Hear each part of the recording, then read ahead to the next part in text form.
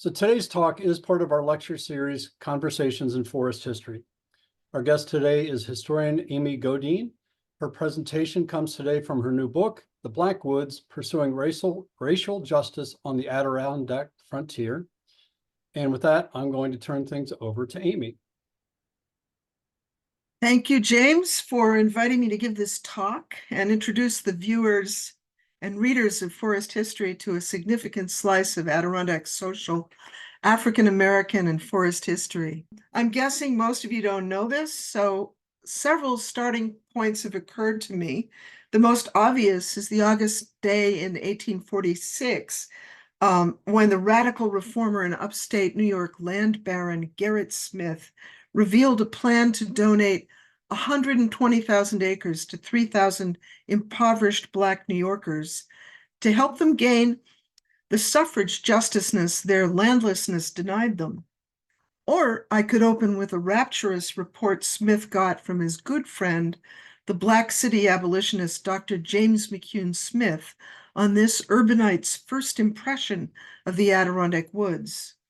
Or remind us of the Romantic poets and philosophers whose case for nature's influence on human happiness and higher morality shaped Gerrit Smith's idea and his Black allies' high hopes for the redemptive properties of this wild frontier. But what happened in the New York State Assembly chamber in the summer and the fall of 1821 suggests a colder, firmer frame that this history requires. In the capital city of Albany, from August to November in this year, delegates from all over the state to New York's second constitutional convention debated several changes to the Constitution, the state constitution, chief among them voting rights for the working poor.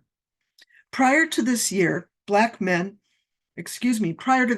York men, Black and white, had to prove their ownership of $100 in property to gain the vote. Poverty was penalized, but the penalty itself was colorblind. In 1821, this changed. The voting laws were racialized. Delegates, all white of course, voted to jack up the property requirement for prospective Black voters to $250. For poor white New Yorkers, the requirement was scrubbed. Poor free Black New Yorkers were now effectively denied all hope of self-representation. They were civically invisible, made as voiceless as women, as children, as New York's few remaining slaves. They were disappeared.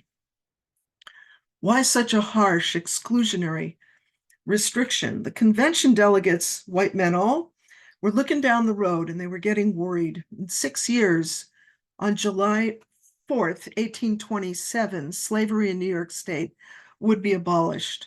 What might access to the vote for once enslaved New Yorkers mean? If it expanded a voting bloc that went for anti-slavery candidates and anti-slavery legislation, what could this portend for business, for the stability of North-South relations, for the centuries' deep rule in New York of white supremacy? What if Black ballot holders sought electoral office, supported abolition candidates, voted themselves the right to interracial marriage? The new property requirement of 1821, which a popular vote would enact in November, emphatically disabled a prospective lobby before it ever formed, and it would be a quarter of a century before the next constitutional convention took it up.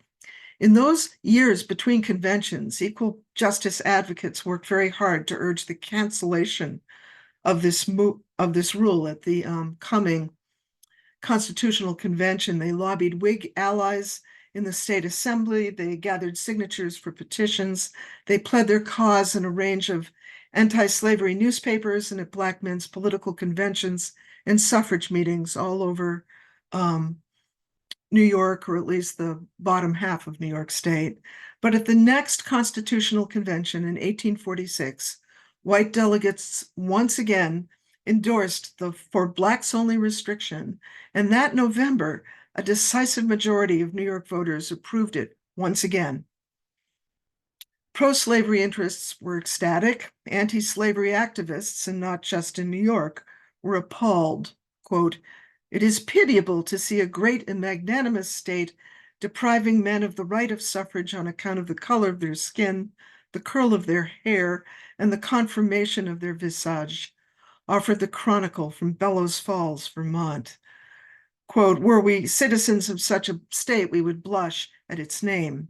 As it is, we have no occasion for blushing. Vermont, from the commencement of her existence as a state, has ever placed the white and the colored on the same footing."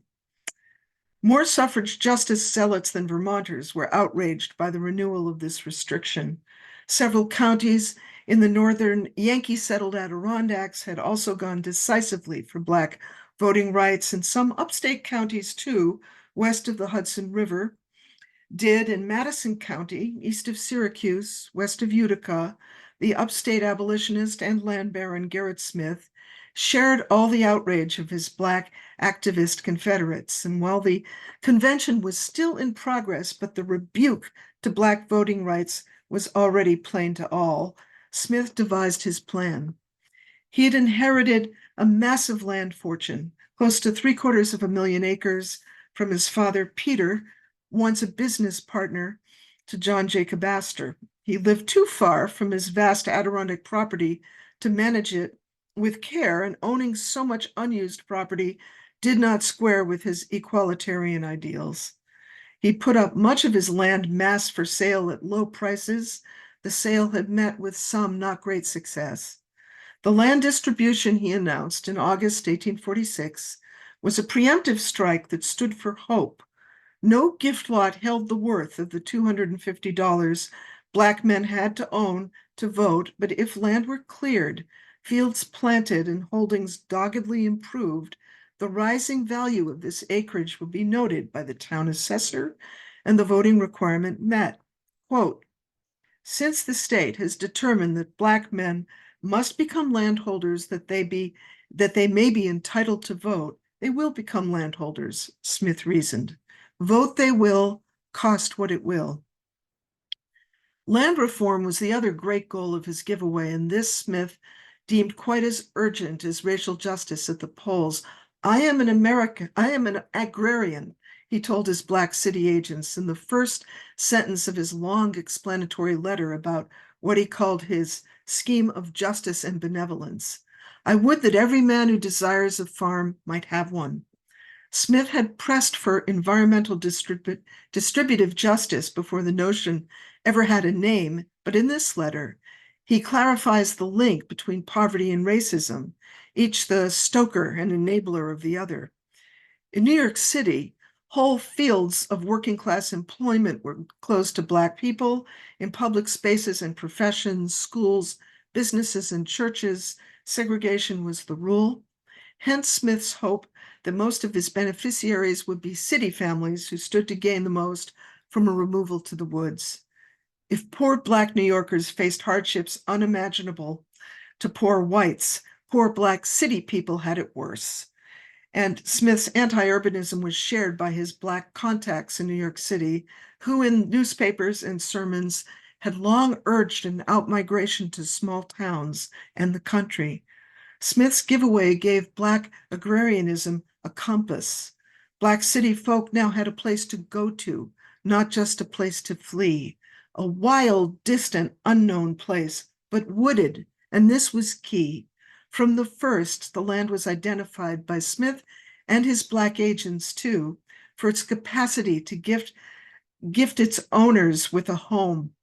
Tree-sourced, hand-built, and self-owned. No landlord in sight. No less thrilling, the making of these homes through their hands-on, productive, self-initiated labor on an obdurate frontier would prove the grantee settlers worthy of the rights to citizenship. As Smith observed to his 13 land agents he had tapped to vet and select his 3,000 grantees. In this new life, they would make for themselves a hard and honorable character. Indeed, it was a good thing the land was perhaps colder and less fertile than they liked. As they, quote, "braved the rigors of the wilderness, they would work out a far better character than they would were they to choose their homes on fat lands under genial suns." New York's northern frontier would be a moral proving ground of Black manhood and worthiness for citizenship. And the beauty of these land gifts was that each forest lot was, of course, its own store, and everything in that store belonged to its owner. Timber, moss, mud, and straw for affordable rentless housing, wood fuel for heat, cleared land for an orchard, garden, wild grass for livestock, fresh running water for fishing, cooking, bathing, and refreshment, deer and much smaller game, and occasionally moose, a maple grove for shade and sugar. And several of the Black settlers did tap their trees and got quite a lot of syrup made, and some less tangible assets too, like privacy and protection from the breakneck urban epidemics that hit poor urban Black families at mid-century particularly hard, like relief from mob violence and predatory bounty hunters on the lookout for self-emancipated fugitives and landlords dunning for back rent. And if Smith's land agent Charles Bennett Ray could be taken at his word, frontier homesteading and farming promised another outcome too. The Adirondack pioneers' shared struggle to survive, this Black activist suggested, would cauterize all trivial preoccupation with caste and race. Under the vine and fig tree of the democratizing woods would be no place for negrophobes. The work of conquering the wilderness deracialized it.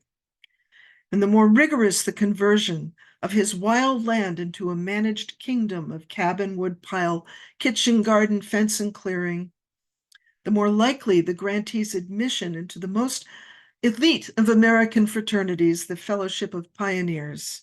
Unlike the city machine shop, unlike the city machine shop or the jury box, the Yes. land itself was colorblind.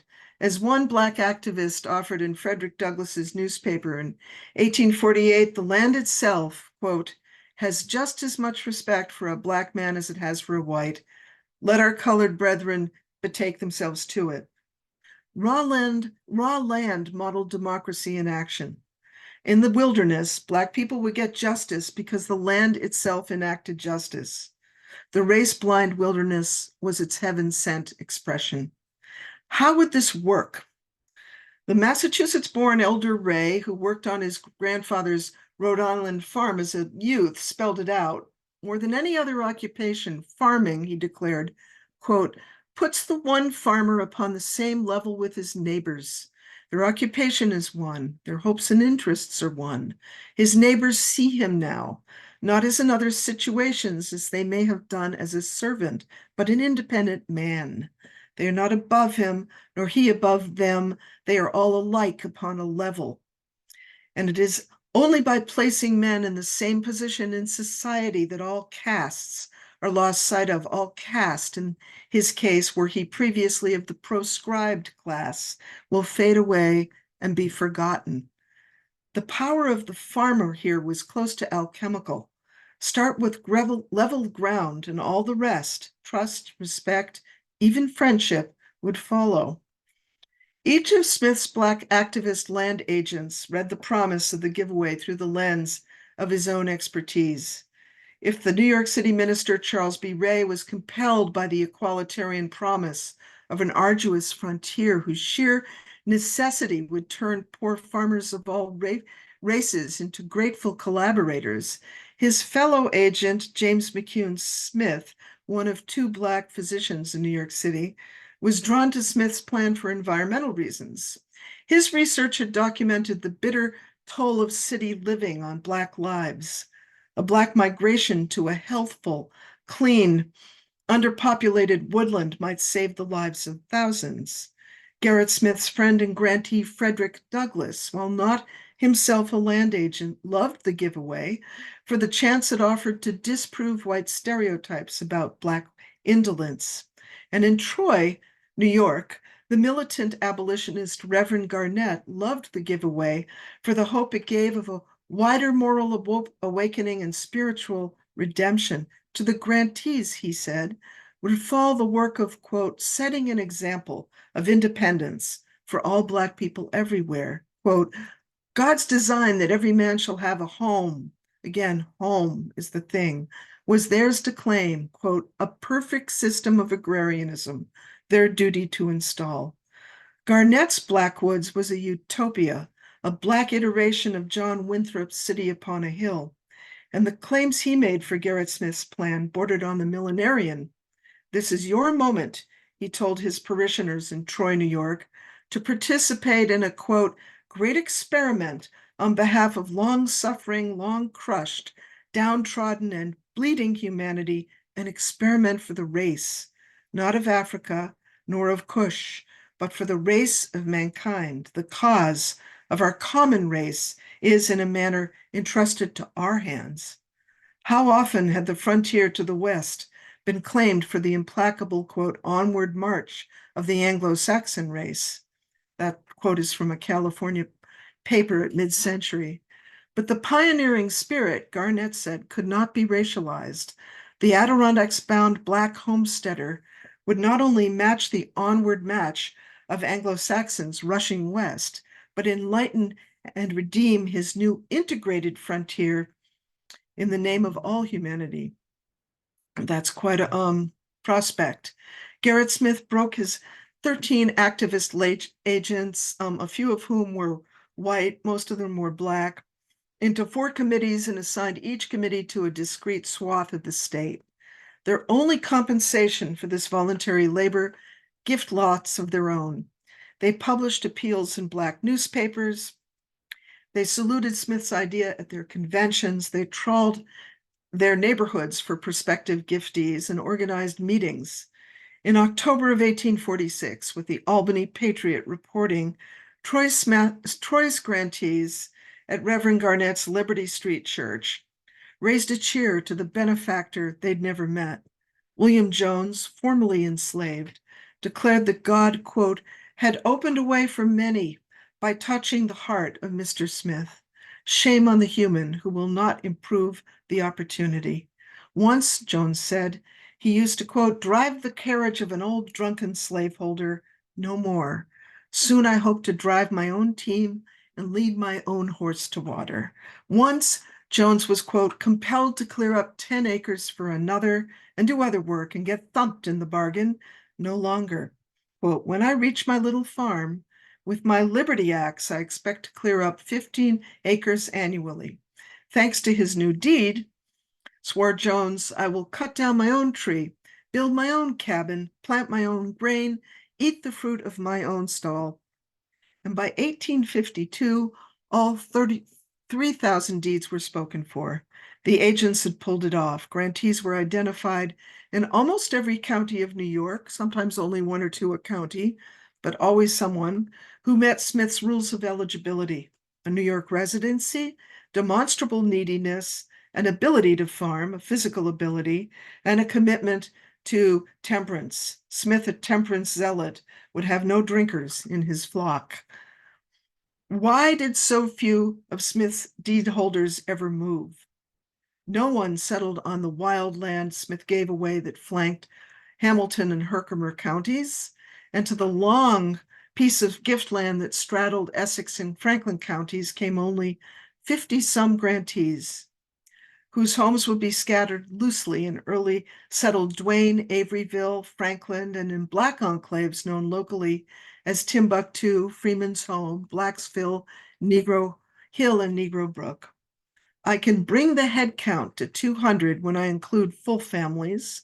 And if I count deedless settlers who came to the region because they just liked the sound of Smith's idea, and grantees who settled in farther reaches of the region, and the several freed people who came up to the area where black settlers came after the Civil War, I can nudge the number up to 250. But out of 3,000, we can hardly blame the land baron for moving briskly on to other projects and putting his great scheme of justice and benevolence to his back. Only an appeal from the influential newspaper publisher Horace Greeley in 1857 would coax Gerrit Smith to write candidly about what happened up there, what went awry in his view. Smith did allow that he might, after all, have given away land that was easier to farm, where it was easier to farm. that might have made sense. But then, in a column that ran in Whig newspapers all over the land, he dialed it right back. Quote, "White men who live up there in the Adirondacks can support their families by very hard work and very frugal habits. Why then, considering the character of the colored people, should we expect them to do much in such a country?" This racialized indictment of his own grantees, faulting them for some essential lack of capacity, of character, of will, would feed historians and Adirondacophiles the boilerplate they needed to dismiss the giveaway and its recipients for another 150 years. That's another lecture, and it's a good one. It's not this one, but it is the last quarter or so of my book, that story of the historiography and the scrubbing of this story from the record. But Smith was right about one thing. His expectations were too high, and not because he'd overestimated his grantees. He hadn't done his homework. He had underestimated grievously the depth of Black impoverishment. Agricultural historians now tell us that in these antebellum decades, only pioneers who set out with $1,500 or more in startup money could hope for some success.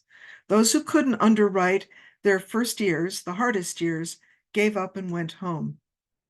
The truth is that for the preponderance of Smith's grantees, the frontier life he hoped to launch was simply unaffordable.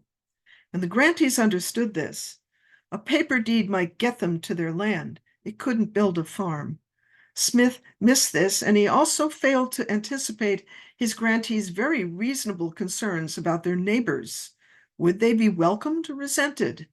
In his long report on his visit to the Giftlands in the fall of 1847, the Syracuse Black land agent Reverend Germain Wesley Logan warned prospective pioneers to keep an eye out for white guides who were taking credulous grantees to lousy lots, then coaxing them to sell their deeds for pennies.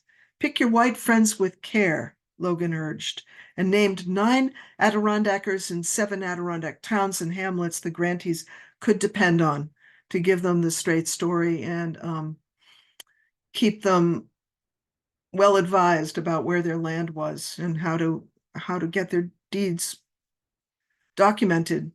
Good to know. This information, along with the warm report that Logan offered in the same letter about the land itself and the progress of some Black pioneers. But why had Smith not supplied his agents with the names of white Adirondack allies much earlier, or suggested that the land agents prepare the settlers for resentment and resistance from poor white Adirondackers who, too, might have appreciated free land from their contract holder, Mr. Smith, and who, moreover, liked to farm, knew how to farm, and had proven their devotion to Adirondack farming over years and sometimes decades. Smith was, after all, the contract holder for many hundreds of these people. He was not unfamiliar with their concerns. Smith missed the boat on grasping the true need of his beneficiaries, on the depth of northern rural racism, and on the need for allies on the ground. And no fault of his, he could not foresee the impact of the fugitive slave law on the appeal of his idea. It changed his priorities, and it shifted the concerns of his grantees and land agents even more. How many grantees might have come north and didn't because of worries about bounty-seeking white Adirondackers whose predatory vigilance the new law now rewarded? We can't know, but we can imagine. Among those who planned to homestead and then stepped back was someone we heard from, William Jones of Troy, who had mused so eagerly about his Adirondack Liberty Acts just a year or two before. Jones, a fugitive, could not risk arrest and a return to the hated slave lands from a new Adirondack cabin. His city home offered a kind of anonymity no Black person in the all-white Adirondacks could hope to enjoy. As for his Black agents, a few of whom had dreamed of moving to the Adirondacks when they first got their deeds, after 1850, those of them who weren't themselves at risk for arrest and who hadn't made for Canada or England were too busy helping fugitives to sample country life. So why do I count any part of Smith's great scheme of justice and benevolence a success? What about it possibly went right? In his view, nothing. Even when the settler grantee John Thomas wrote him a long, revealing letter describing the profound impact Smith's philanthropy had on him, an ex-slave, a fugitive, now a successful farmer, citizen, and neighbor, he did not respond to it. He did not care to be reminded of his failed project. His interest stopped with his own extravagant and dashed expectations. Ours should not.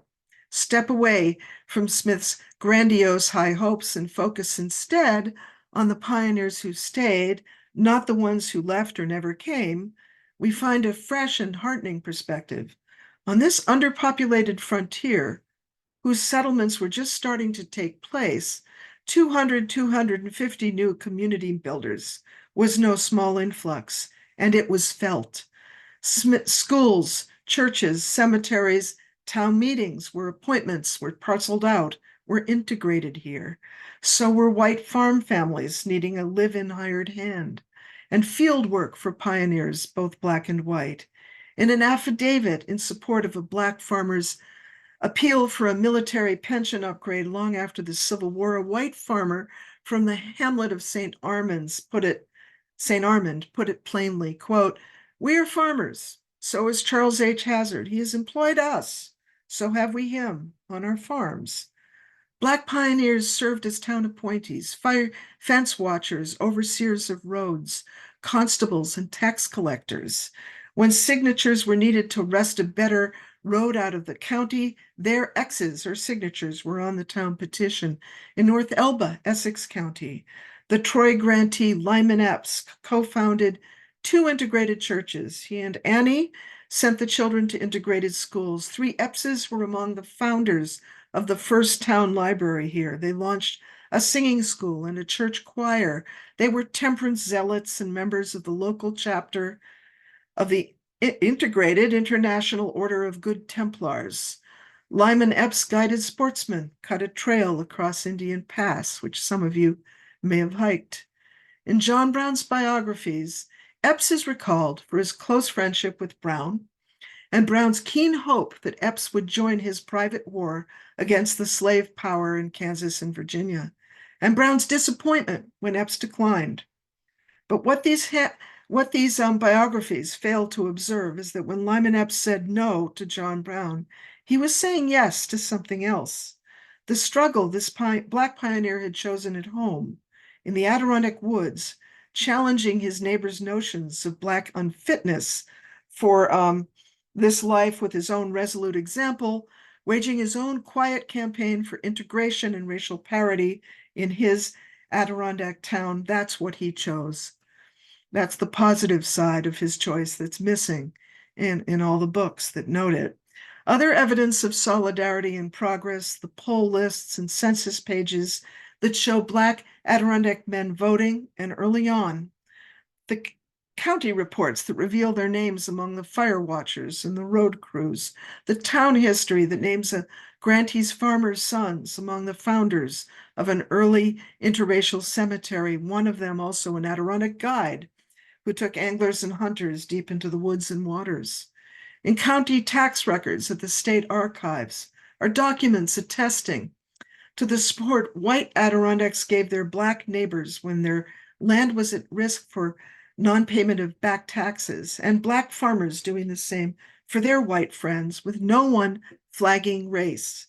A Franklin County antiquarian history is the source of a report about a bounty hunter's effort to locate the black pioneer John Thomas and take him back to Maryland. The interloper gave up fast when intercepted by Thomas's Adirondack neighbors, who advised him that not only was this black man armed and waiting for him, they would take his side. Decades earlier, Thomas had fled a brutalizing enslavement and got as far as Philadelphia and Troy, but not until he was well ensconced in his Adirondack home would he write to Gerrit Smith, "I begin to be regarded as an American citizen." And I have mentioned the many affidavits in the Civil War records at the National Archives that evidence white Adirondackers' help for Black Union Army veterans' appeals for military pension justice after the Civil War. This fervent, detailed, and important testimony offers yet more proof of a rough, imperfect social parity in this diversified frontier. In the towns and cities the Black grantees left behind, the shared work of community building, enabled by a frontier culture of mutual dependency, was virtually unimaginable. But in this pretty raw frontier, this place-based parity was solid enough, stable enough to make Adirondackers out of some of the Black settlers for 100 years or more, their descendants, I should say, and some of those descendants were living in the region as recently as last year. I'm not suggesting this residency guaranteed advancement, economic advancement. With the demise of scratch subsistence farming and the consolidation of abandoned farms into larger farms aiming to meet the demands of an emergent market, a consolidation that was happening all over the Northeast, poor farms, white and Black, would be marginalized, out of step, as were poor people, period. The self-providing Adirondack pioneers of mid-century were the progressive era's thriftless throwbacks. Travel writers, excursionists, and eugenicists hope to scrub them from the view.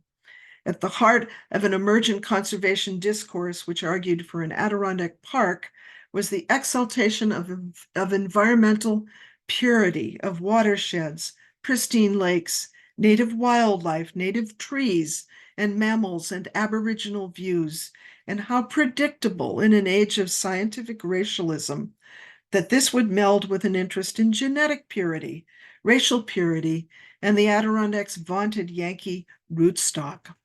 In the late 19th century, American nativists, alarmed by the rolling swells of immigrants entering this country, some 25 million of them between 1880 and 1924, most of these not Anglophones, not Protestant, their appearance, dress, and social culture wholly unfamiliar, found a ready rationale for their alarm in the burgeoning new field of eugenics. This pseudoscience, with its arguments for racial hierarchy and purification, would be weaponized to justify the defense of Adirondack purity in all its incarnations. And it cannot surprise us that among the ardent champions of a new Adirondack preserve and the great park that expanded it were some of the leading voices for race betterment and eugenics in New York. From the first, Adirondack regional and county histories have put a proud and heavy emphasis on the purebred Anglo bloodlines of the early pioneers. In 1853, Essex County historian Winslow Watson boasted, "Thanks to the settlers of Essex County of New England origin, no county in the state embraced a population of higher intelligence, of purer morality, of more industrious and frugal habits." White anti-slavery settlers like John Brown idealized an Adirondacks of Puritan incorruptibility, a soul-testing stronghold fashioned in God's image. Influential social engineers like Melville Dewey, the director-founder of the Lake Placid Club, you know him because he invented the Dewey Decimal System, observed with gratitude the Adirondack saving grace from mongrel city hordes, a remove that felt like destiny. To leave a world behind, it had to stay behind. And because of how hard it was to get there, New York's northern Central Park for the world was destined to stay largely free and clear of poor Black people, immigrants, and impoverished whites, non-Adirondack whites. Next to the bottom in number of defects found in drafted men, eugenicist Charles Davenport told the War Department in 1920. Environmental history has noted the lead role of public health in early arguments for the Adirondack Forest Preserve, concerns fueled by the threat of befouled watersheds and rivers, but more than drinking water was at risk. Predatory forces from without imperiled woodlands, wildlife, oxygenated air, and Edenic views. Suspect spoilers, loggers, market hunters, railroad hands, migratory work crews, and immigrants were judged as harshly as their suspected carelessness. Class, race, and ethnicity divided the pure of heart from the unprincipled, the pure of mind from the ineducable, the pure of pedigree from the polyglot and unevolved. Between the immigrant or impoverished Adirondacker, black or white, who shot deer out of season, and the clubman who fished and hunted for sport and proudly stewarded the wildlife he tracked, was a divide as deep as it seemed necessary. Quote, "We, the mothers of this generation, ancestresses of future generations, have a right to insist upon the conserving of not only our soil, our forest, birds, minerals, waterways in the interest of future homemakers, but also upon the conservation of the Caucasian race in our land," the president of the Daughters of the American Revolution declared in 1910. How did this play out on the ground? The new service economy that furnished Black Adirondackers with work when their farms were unsustainable got them into hotel kitchens, laundries, delivery jobs, and town dumps as workers. Marked economic advancement favored no descendants of any of Smith's trailblazing pioneers, however, not in the late 19th century or the first decades of this one, or the last one, excuse me. A kind of default northern rural Jim Crow caught up, and inevitably the history of the Black encounter with the region would be marginalized and represented as Smith saw it as at the end, a parable of Black incapacity, unfitness for Adirondack life. But in that earlier, hard-hoping spell, when Adirondack agriculture seemed poised to claim the region's destiny, Black settlers and grantees made Smith's scheme of justice and benevolence a workable reality, and more than this, claimed it and reframed it to better represent their own ideas of how to make it work. Now, how am I doing, James? Should I cut to the end or soldier on here? I think if jumping to the end, because we already have questions I bet. coming Yeah. in, and so how do you feel Okay. about that? Yeah. I'm fine with it. What I just say at the end, I give several examples of how the Black settlers expressed their agency, their ownership of this idea in ways Smith had no understanding of. They moved to better land than what they were given. They moved beyond that land to farms outside the region. They kept farming, but they didn't stay necessarily in the Adirondacks, but they held faith with agrarianism. They speculated in the land. He didn't see that coming, but they were avid speculators, just as he was. And they used their earnings to advance and fund their own anti-slavery work. They held on to he never knew this, but they held on to their land for the vote until the vote was made accessible to all men in 1870. And proof of that is that 400 deeds come on the market and are bought up in 1870 from one purchaser. And we only know about that one purchaser, a Black speculator. And the New York Times reporter who said this was the reason the grantees gave them up in this year. They'd held on to them because it gave them access to the vote. Smith didn't know about that one, and so forth and so on. One grantee even got land made out in the name of his brother while he was still enslaved. Totally illegal, but if he did it, Moore might have done it as well. We don't know yet, but I think someday we'll find out that happened. It's obvious that it might have, and so forth. So in ways that are kind of thrilling, they reinvented, repurposed, and advanced his idea even beyond his own vision of it. And that too is missing from the record, but we're hoping to restore it and make it part of Adirondack history finally. And So that's where I was going. Yeah. Okay. So they were adapting as the times Yes. laws changed. Yes. Okay. Yeah. So I apologize for first of all, if you've got a question for us, go ahead and hop into the Q&A forum and place your question there. I'm gonna apologize in advance for mispronouncing it's Rahab Mitchell. He says, "Hi, Amy, exciting topic." He wants to know what sparked your interest to pursue it and how did you get started? He also asks, where did you get it published? It's published with Cornell University Press. And again, we'll have a link, and there it is. The there'll be a link in the follow-up email so you can purchase it. But he wants to know what sparked your interest in this and how did you get started?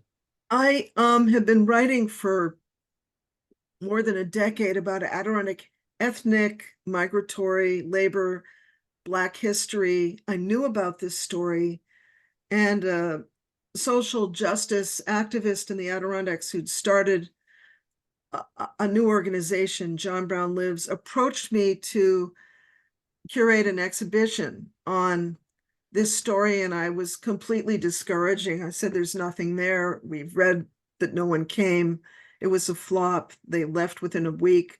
And she said, give it a try, see what you can find out. And the research was so revealing, and we found so much, especially with regard to the political backstory and the interest in suffrage justice, which had been nowhere mentioned in Adirondack histories. That political side of it was completely missing. I thought, this is fabulous. I can only get a fraction of what I'm finding on the walls of this exhibit. Why don't I write a little pamphlet? And that bloomed into this book, because the more I dug, the more I found, and then it spun out of control. What can I tell you? That's how it began. But then you ultimately controlled it and reined it in, so to speak, Yes. to produce this book, which I'm very grateful to you for overcoming your doubts about what, the evidence in front of you and pushing into Yeah. the records to find out what the real answer was. Well, the big thrill, no offense at all to John Brown, peeps. It's to get to the story, you have to get past John Brown. That's been the portal to understanding this history. It's the only reason we know anything about it, is that he came to the Adirondacks in 1849 to help the Black grantees, was discouraged by how few came, and maybe discouraged too by his inability to enlist any of the settlers who did come, in his plan to tackle slavery on its own ground. And because people are interested in all parts of his life, we learn about the part of his life that he spent in North Elba. It's very brief. And while he was much beloved by his neighbors, his Black neighbors especially, their lives beyond his tenure there are completely invisible. Where they came from, why they came, what they did while they were there, and how long they stayed is missing. So I had to get out of the big curtain of John Brown's heavy presence in this story to see what was beyond it. And that opened up a whole new landscape of research for me. That was thrilling. It sounds like there's, in the work I do, Gifford Pinchot casts the long shadow, Yes, as does right. Theodore Roosevelt, and you Yeah. have to work to get past, especially Pinchot, because he wrote a memoir in which he defends and explains himself and all his actions, and for decades after, everyone took that as, oh, this is the gospel according to Gifford. Yeah. So it sounds like there's a similar problem where this was the gospel according to John Brown, but there's more than one gospel in the Bible. There's more than one gospel, and one of the problems is that he made a choice to wage war on white supremacism in his fashion. It was globally influential. It changed the shape of American history. The grantees made another choice. They worked local. They worked through the communities they worked by the force of their own example in those communities. That's a much quieter, less dramatic, slower working story. But we are beginning to recognize the value of that approach too. Mhm. And I think that's one gift of the book. It restores their role in the war against racism. Yeah. Yeah. Hugh Canham, who lives up there in upstate New York, says it's not really a question, but he says it's interesting about the Anglo-Saxon fixation, since most of the early loggers in the Adirondacks were immigrants. Right. Would you comment on that aspect of Yeah, I think Adirondack that's a history? great point. I mean, I don't think the French Canadians have got their due in Adirondack history. I think their history too has been suppressed and not fully celebrated, and that they were also well, much more than the Black Adirondacks, because they were such a more emphatic demographic presence. Their story has been disappeared, and we don't know how their communities evolved exactly. We don't understand how important they were in the evolution of the region. They too, I think, were targeted by eugenicists, especially in Vermont, but I imagine to some extent in northern New York too. And I think that history is yet to be written. I think he's right to point to that. Okay. Yeah. Wesley Ward asks, and you mentioned some town names, so this is actually good because I had this question too. Were there any clusters of Black grantees into hamlets or villages, or were they scattered thinly across the vast region? How did 250 people or families, that part I wasn't clear on, relocate there? How are they organizing themselves? It's a good question. They Gerrit Smith's hope, by the way he distributes land, is for them to scatter and integrate and meld with the tiny communities that are already in place. There are a couple of them. Some of them do just that. Some of them give their own enclaves, and some of these enclaves might not be more than 4 households, 3 households, but they take on names like Blacksville, like Timbuctoo. We don't really know how big that was. It could be 3 farmhouses, it could be 12. It's very unclear to all of us who are trying to research this. The point is, the names don't last. They are, even when the families last and stay, they are happy to see their lives and identities absorbed into the towns that they're now part of. And it could be that giving their tiny neighborhoods names in the first place was defensive and a way to define themselves and even protect themselves, but they give them up as they make a place in these new hamlets and settlements and find themselves accepted to a certain extent. There's always default racism on the ground that subverts them in several ways, but there is many instances of acceptance and collaboration, and that's something I try to give some time to in the book.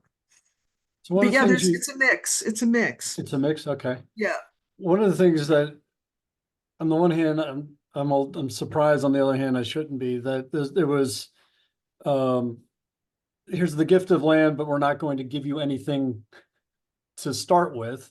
And you pointed Yes. out that for a farm to survive from start, if it's a startup in today's parlance, you needed $1,500 Right. in the more or less in the bank, such as it was. Catherine then asks, were the grantees given anything besides their deeds, such as tools, food, or other supplies to even help them start, or were they No, truly?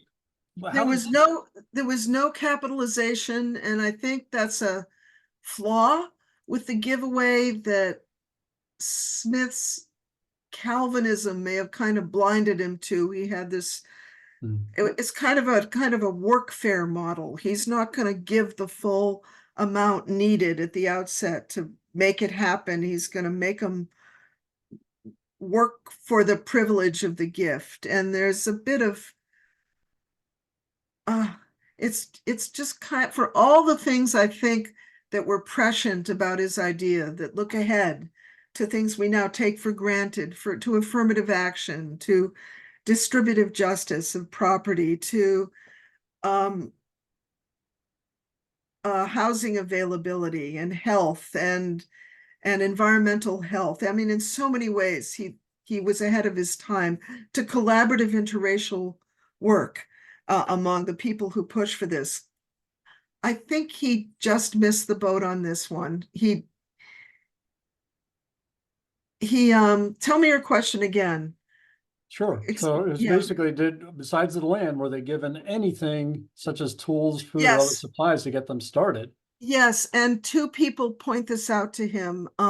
Frederick Douglass, in a somewhat hair-pulling, anguished editorial in his paper writes, these people need money. They have no money at all. They need money to buy livestock. They need money to buy tools. Without money, they're not going to make any headway. He doesn't direct it to Gerrit Smith, who is, after all, his partial benefactor at this time. He's not going to tap them, and neither do any of the Black agents return to Gerrit Smith and say, you didn't take it far enough. You have to push a little harder here. You have to, because I think it was a point of pride and a point of frustration for them too. And they didn't want to appear incapable or needy at this point when they'd come into such an unexpected piece of philanthropy, but it simply was inefficient.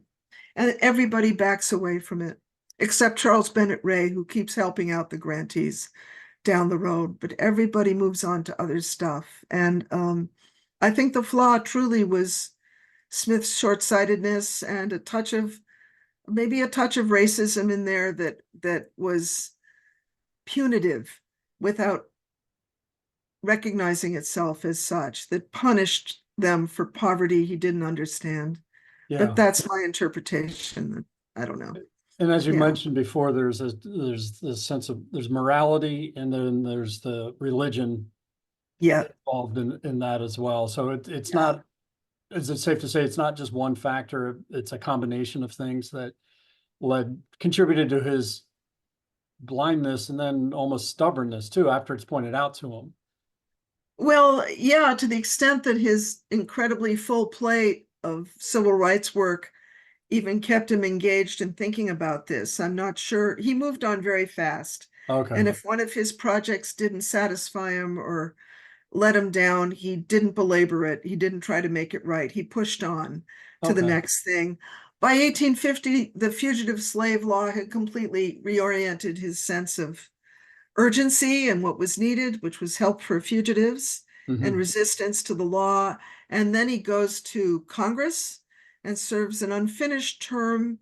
He leaves because he finds political work so frustrating, so slow, so unproductive. He comes back to Peterborough, and that's when he starts to really help the settlers moving to Bleeding, Kansas, to fight the pro-slavery movement on its own ground. And then he bankrolls and helps to bankroll John Brown, and so he moves into another more militant sphere of action completely.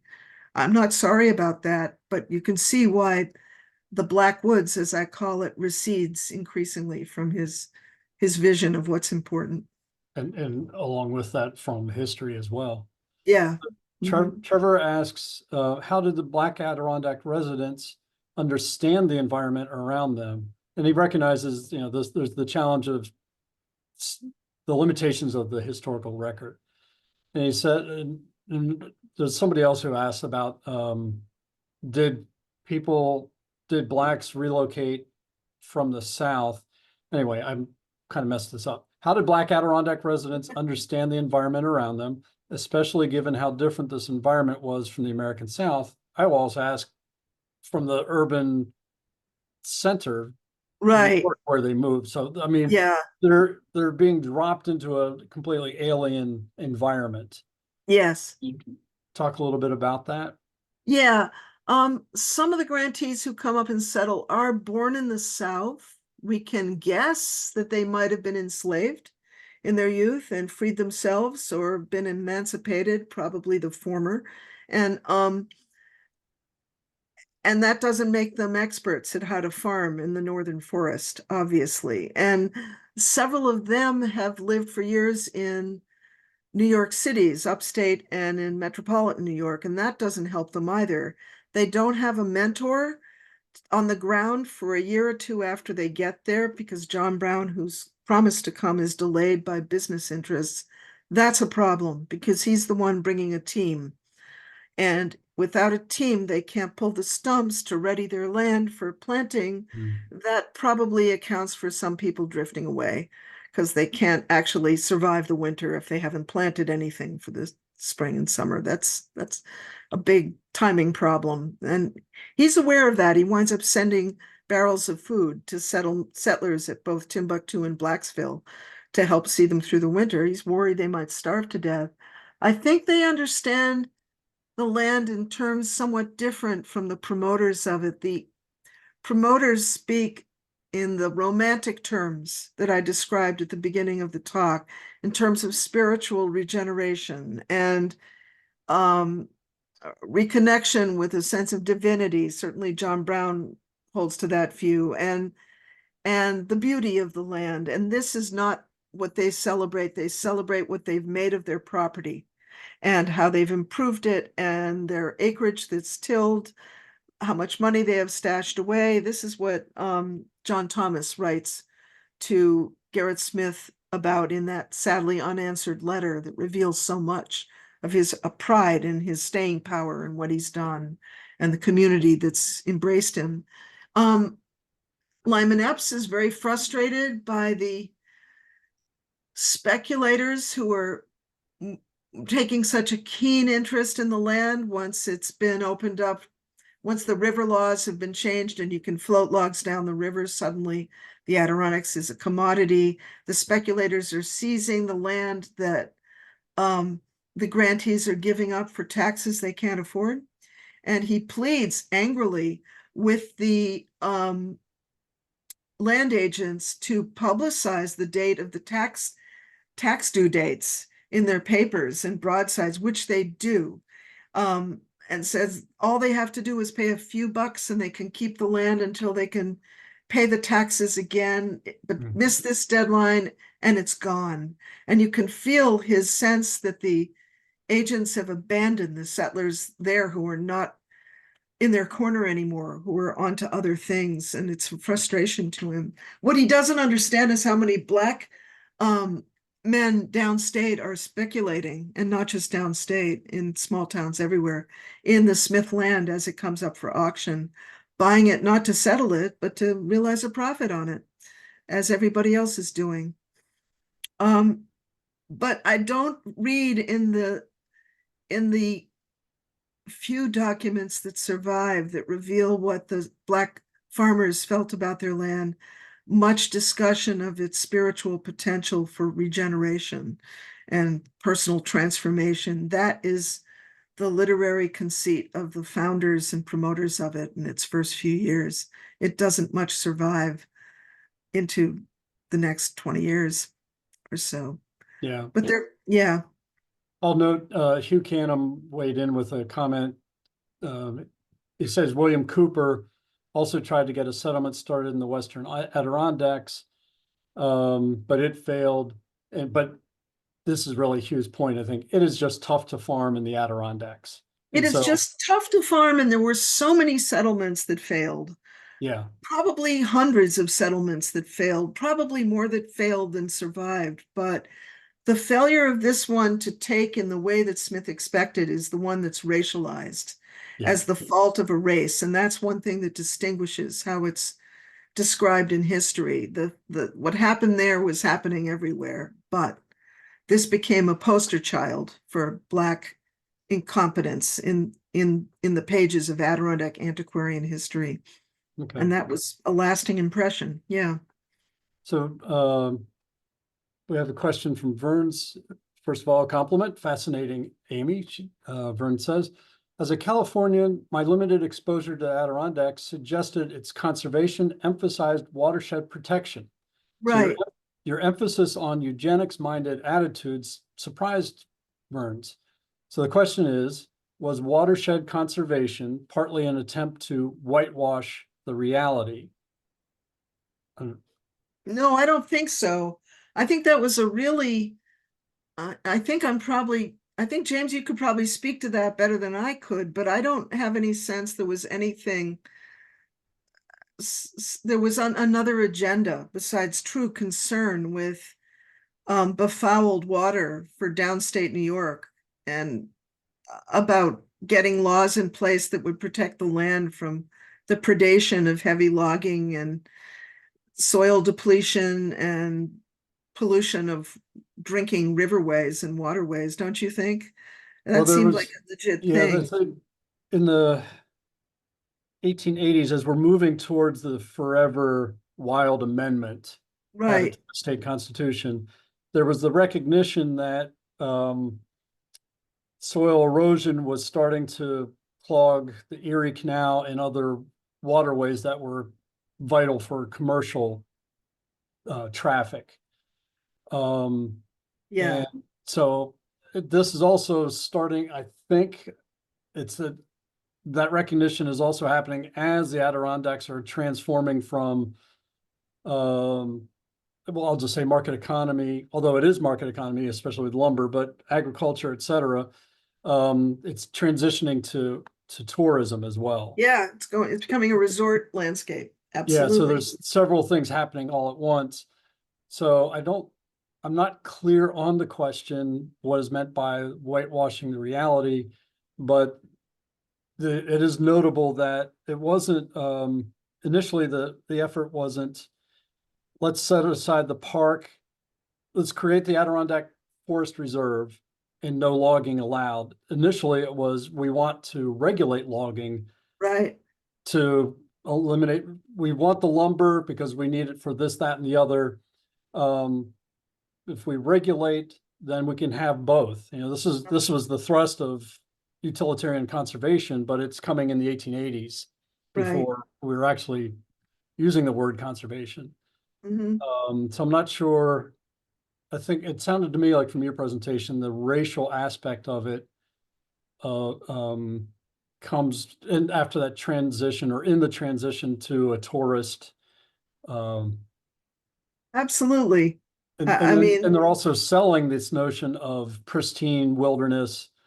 And you've got the Hudson River paintings with where they're placing Native Americans in the corner of the painting and stuff like that. But what you don't see right. are, you're not seeing the Italians or other immigrants who are doing the logging. You're not seeing depictions of Black farmers because that doesn't align with that full, you know, you're making paintings, creating paintings to sell, and that's not, I'm guessing, deemed as what is going to sell. You're selling Mhm. a dream, a hope, and an idea. Yeah. You remind me that one of the challenges of the book and these talks, and why I never have a PowerPoint, is that the images of this landscape, this integrated landscape, are nil. I mean, there are no surviving pictures of Black, that we know, of Black cabins, of Black farms, of Black fences. These were poor people. Their buildings were made of very degradable material that disappeared within 4 generations or so. It's gone. There were some remains of cabins at Freeman's home, but they're gone by mid 20th century. There are no pictures of the families on their farms. There are pictures of a few old men when they're well off their farms, Mm. looking tired and and very self-involved. They're not pictures that say a great project awaits us and we can't wait to get our hands on it. There's nothing like that. All the documentation is paper, but no image. It survives, no painting that I'm aware of. A couple of pictures of Lyman Epps, but again in his great old age, and Yeah. his son too. Yeah. So what you're saying is there were no TikTok influencers Not back then. Not out back there then. taking selfies as they're cutting down trees.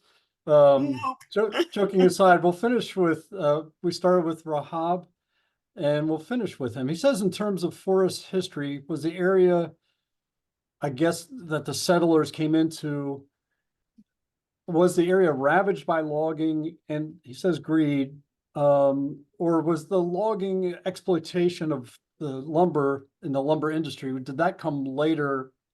I'm weak on the chronology because they're settling pre-Civil War, correct? Yes, absolutely. Did any of these settlers stay on the land long enough, or the speculators, and get involved in the timber and lumber industries in any notable ways? I'll I ask have that question. I have the name of one grantee's son who was a logger with a friend in the woods who did logging jobs together, but I haven't found nor searched hard for evidence of settlers or their sons on logging crews. That's not where I see them going for work. If they join town crews, but contract crews, I don't see a lot of evidence of that. Those tend to be often ethnically identified by the foreman who picks the people who serve on them, either French speaking or Irish if they're in river driving, log driving, or French, I mean, Italian on railroad work and so forth. Some Black workers come up from the South to work on railroad crews and are given no clothing to survive a miserable winter, so that makes the news in a big way. But no, in the Adirondack woods, I'm not seeing people involved in this story doing more woodwork beyond their own home or helping a neighbor. Yeah, not commercial work. I guess I'm not surprised to hear that. I fibbed. Mac McClure asks, we will finish with this. What kinds of ages are seen in the integrated cemeteries? So maybe I missed that during the presentation. There are integrated cemeteries? Yes, the cemeteries, there are 4 or 5 cemeteries in the Adirondacks that have headstones for Black pioneers or their children.